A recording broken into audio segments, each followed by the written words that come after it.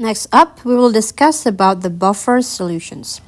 So buffer solutions maintain the pH of a solution. For instance, in our body, we have what we call a carbonate buffer that maintains the pH of the blood to be around 7.35 until 7.45.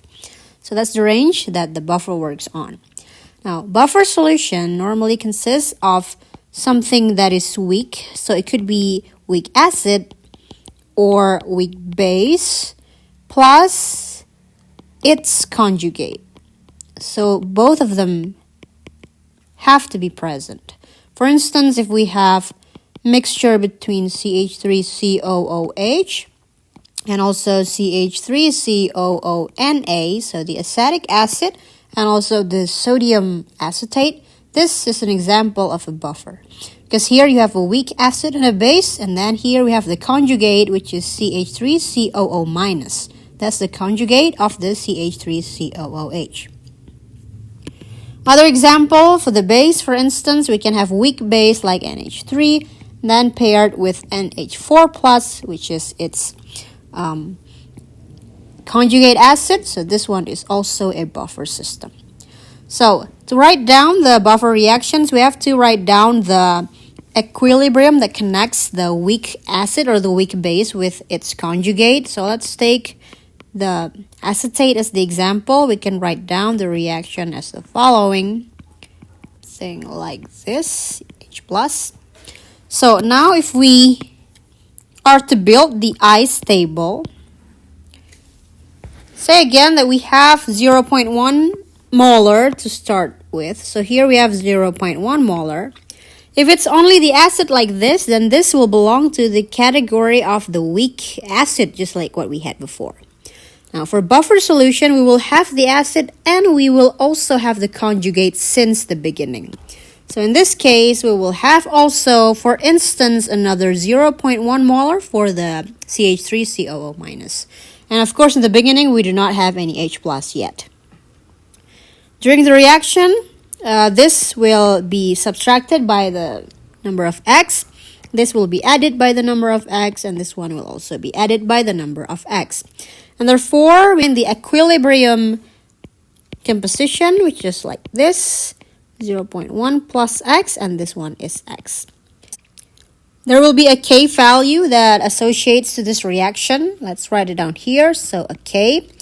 The K has to be Ka. Why is that? Because here we produce H+. So this is an acid reaction. The K has to be Ka.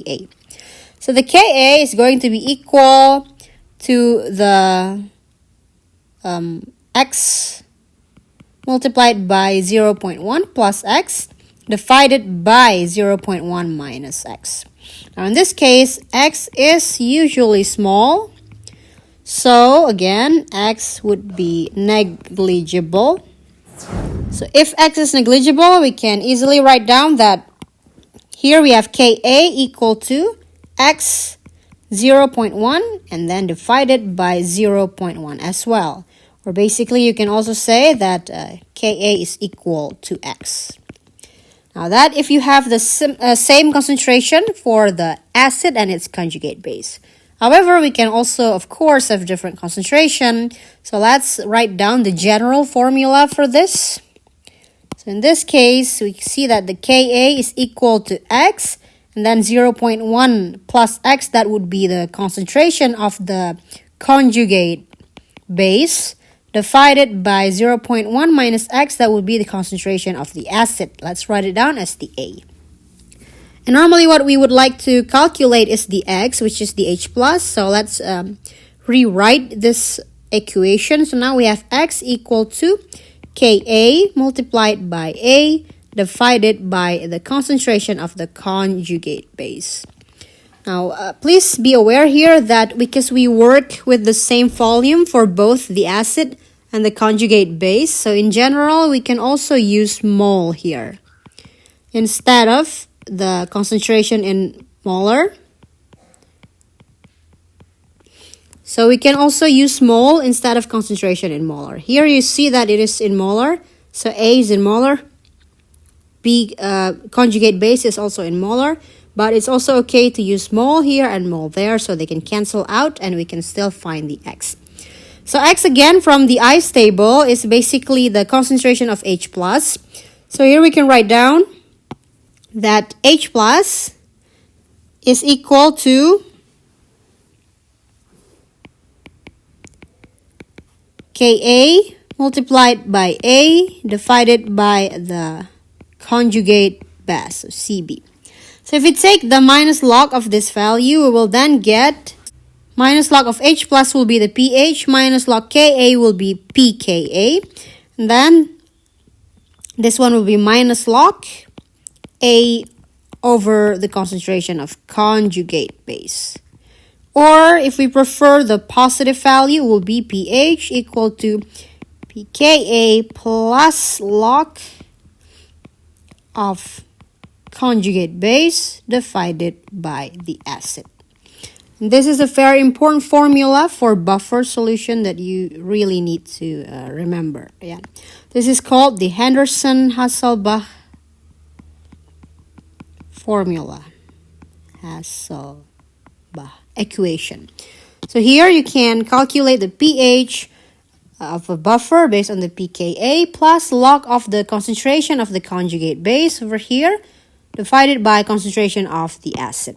And now in this case, you can also, as I said, you can use mole value instead of molarity. That would also give you the right value.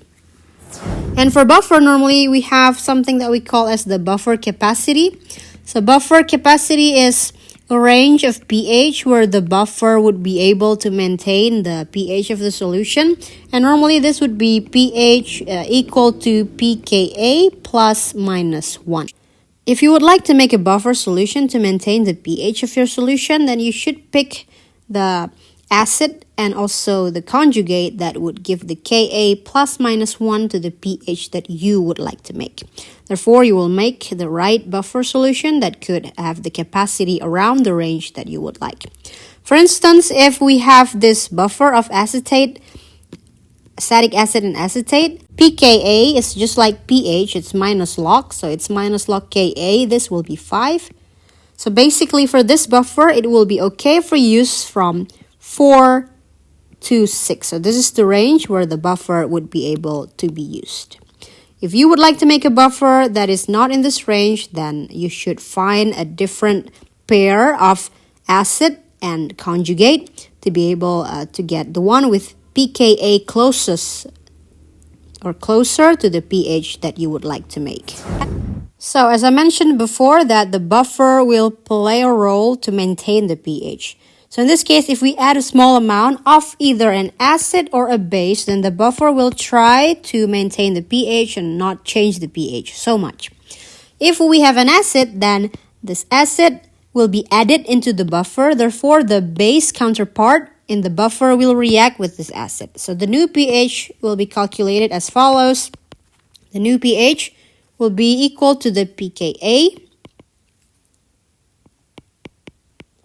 plus log, and since the base will react with the acid, so we can take the mole of the base, so mole of conjugate base, minus mole of the added acid, and then divide it with the mole of the acid that we have, so the acid that composes this buffer, plus mole of the added acid.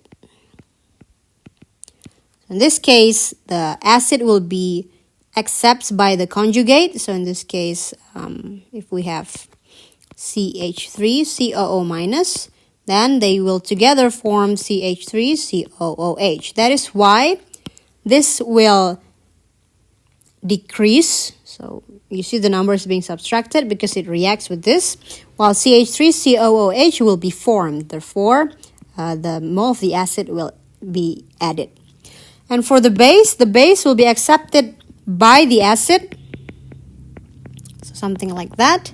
Then at some point it will also release the CH3COO minus, so the new pH will be the inverse, so pKa plus now log mole of the conjugate base plus mole of the added base divided by mole of the acid And now because the acid is the one that receives this base, it's going to be subtracted by the number of mole of the added base.